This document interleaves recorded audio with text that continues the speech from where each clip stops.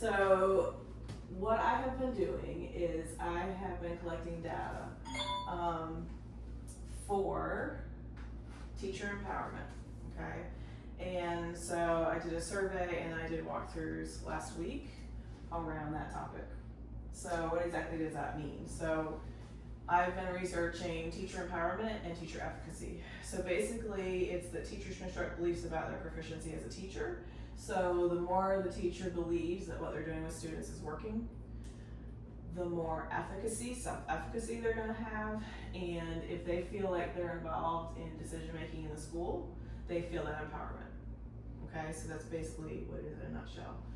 And then teachers with high levels of self-efficacy are more likely to implement new reforms and be considered a teacher leader. So if you think about the teacher leaders in our building, think about how they lead others in implementing new reforms, right? And then teachers need to see the connection between their self-efficacy and student achievement. So how do we measure this? So like I said, I did the walkthroughs, and if you remember your teacher classes, we talked about Marzano in college, right? And so I used Marzano's checklist for high yield strategies. And then I sent out the survey for teacher empowerment. And I had 12 teachers respond, okay? I know not everybody was on it either, because I think that you responded as well. All right, so just keep in mind that we're talking about the 12 respondents. So then we looked at a gap analysis. And so I met with my PLC earlier this week, and we looked at the data that I got from this. And so the first thing we're gonna review is the checklist. So this is from the walkthroughs, okay? So first area is identifying similarities and differences. So this is where they're doing analogies, they're classifying, they might be comparing things. And I did not see a lot of this. I think it's very specific. So unless that is specifically something that they're doing in reading that day, it may be hard to see. But I will say that in math, now with our new program, with iReady, kids are comparing our math strategies weekly, okay? So I may not have seen that in the walkthrough, but I did see it in a couple classrooms where kids were comparing our math strategies. So this wasn't 100% no, but this is an area that we might need to work on, or that we do need to work on. And then summarizing and note-taking, clarifying questions from students was not happening. We are doing inferencing all the time. Inferencing is a big standard in our reading, and they're doing it almost weekly. So that's why we have that 75-25 split. I would like to see kids doing summarizing more often. They are assessed in that at the end of the year, so they need to be able to do that. And kids asking clarifying questions they don't understand. And then reinforcement, teachers provide timely feedback and ask redirection questions. We were 100% with that. Everybody was providing feedback, redirecting kids. The next area was homework. I do know that we give homework. 100% of the teachers are using that for additional practice. The non-linguistic representations, I saw kids using fingers to represent symbols and equations in kindergarten. I saw in first grade, they were using their fingers to tap out their syllables. In integrity, we use the hand motions for the different word parts, so we are doing that rather well. That wasn't everywhere, so there were about 67% for that. Cooperative learning, kids were collaborating in whole group or with partners or in small group. They were setting objectives, doing the I can statements. I was not seeing rubrics. That's a higher level, using those rubrics. Sometimes you can provide rubrics for the kids to self-evaluate, which is a high level skill. So we need to look at using rubrics. And then generating and testing hypotheses. We were good with this. Kids were making predictions. They were making connections to prior learning. One teacher I saw was giving clues for vocabulary, and they had to figure out the word based on the clues she was giving, and they weren't seeing the word. They had to just know from previous conversations and knowledge, so that was good. And then cues, questions, and advanced organizers. We do use graphic organizers in math. We do use them in reading. There's a couple cases where we weren't. Okay, so next is the survey data. So these are the survey questions that were sent out. First area, teacher has input on professional development offerings at the school. 67% of teachers said that they do. Teacher plays a role in developing a school improvement plan. 100% of teachers said that they do. Setting school-wide policy, 62% yes, 38% no. Teacher has input in the development and management of the school budget, 69% said no, 31% said yes. Plays a role in hiring new teachers, 77% said no, 23% said yes. Remember, this is out of 12 teachers. Alright, so what can we do to address these? So in the PLC, we talked about these areas from the walkthroughs that we were lowest in. And again, it was the comparing, contrasting, and the summarizing, clarifying questions. And then for the survey data, it was school budget and hiring process for new teachers. Okay, so then we had to create an action plan for what are we going to do to address some of these areas. Now, I am addressing all of these areas in the action plan.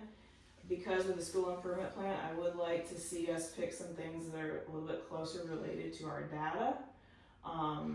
And we are moving in that direction, so just keeping that up. Alright, so I'm sorry it's small, but I had to shrink it to get it to fit on the screen. So in the left-hand column, these are activities that were chosen. So I'm going to start with the first one. So last year, if you remember, I sent out a survey of what teachers wanted through professional development, okay? And I didn't have everybody respond. So I would like to see an increase in responses this year.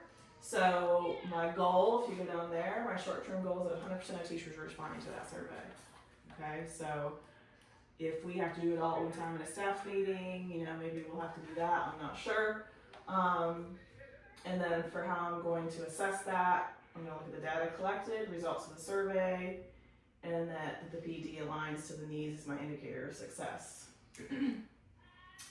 Professional development aligns to the teacher needs. So once they take the survey, I'm gonna look at what they're looking for professional development, but we also need to add in those summarizing, critical thinking, and use of rubrics that I did not see in the walkthroughs, and maybe do some PD, definitely do some PD around those things. So that would be next year.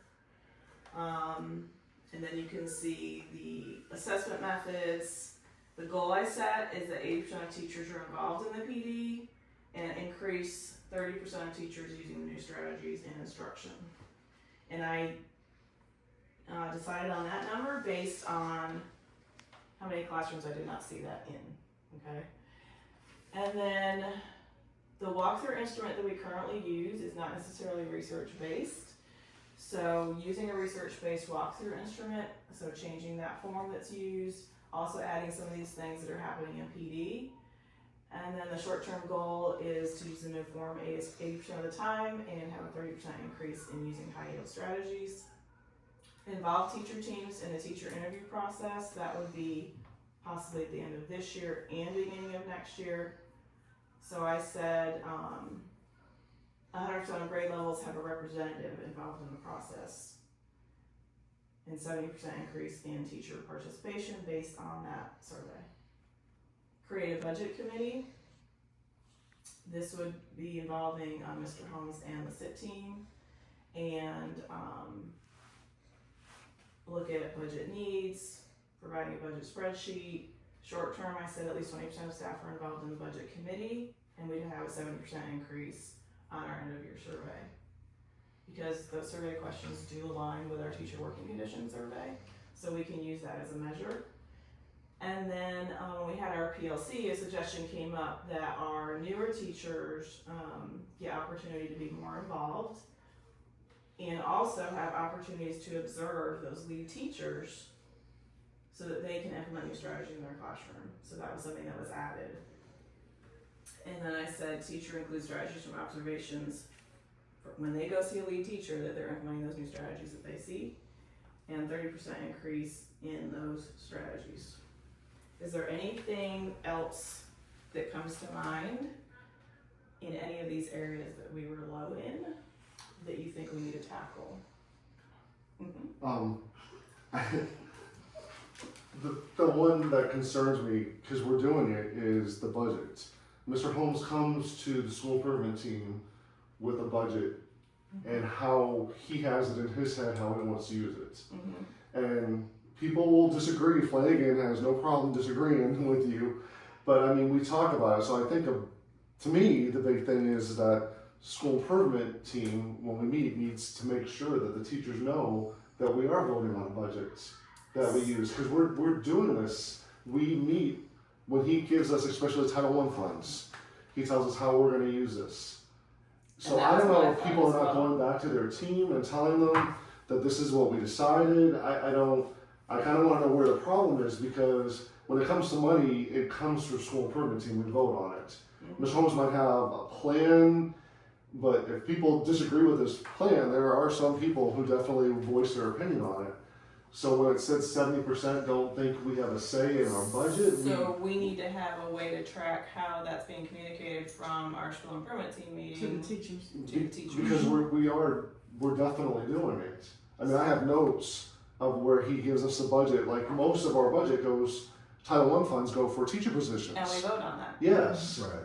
So I mean that is being done. So we need to figure out why teachers think we're not doing that, because we definitely are. They might not agree with it, So but might need, we definitely have input in it, because it's not like he's saying this is what I'm doing with the money. Bye. so we you might know? need another survey just specifically with that question, but more specifically, is your sit rep Telling you where the money's going. giving you the information after the meeting? Because we definitely And vote see if on that it. I mean, works. most of our money goes towards positions. Okay. So I mean, and that's, you know, But he also said in our monthly meetings, that when we meet with Mr. Holmes, he has also said that what he's doing with the money at times, even with paper, he Right. would tell you where the money's coming from. Right. So it has been said. Okay, so we'll adjust that. Thank you for that. Anything else? Thank y'all for not making me look like an ogre. my only other concern, and I know it says that we need to get more people involved with the hiring process. Mm-hmm. As someone who would be interviewing, would be very intimidating if there was a large panel of people. So be So I don't know how, I don't disagree, I just don't necessarily agree. Where does it say? So I might need to be more specific here about how many. Yeah, because I mean, Like 3, maybe, because for example, being interview we hope it depends of the situation, like and the position as well. For teacher will be great if you hire someone like be the principal that he's need to be involved, and someone else experienced teacher Maybe that on have the been team. Maybe the team. Yeah, I would say at least one person from that grade level Yes. where it's and being filled. but I And mean, it's 100% the of grade levels, that would be K1, 2, 3, 4, 6 teachers. But I'm saying Do you know what 100% I'm of saying? grade levels have a rep. Okay, so maybe there'd be like a K2 rep and a 3-5 rep, Mm-hmm. but I just don't want that Okay, so I'll make that more to specific. get like a whole panel of people No. interviewing No. somebody. I don't want it to be. No. I was thinking 1 or 2 And- people Okay, anyway. I'm sorry, my bad. So I just gotta be more specific. I'm with sorry, that's my fault. that. No, that's good. And a lot of times I have interviews during the day, so it's hard to, Or in the summer. yeah, and no one's here. Right. So during the day, I don't want to pull from the classroom, Mm-hmm. so, Right. I'm sorry. Okay. No, but that's good. yeah, but We'll sure. make it more specific. Okay. Good with anything else? Alright, thank you everybody for taking time out of your day to come do this with me. And I'll get those changes made and revisit it.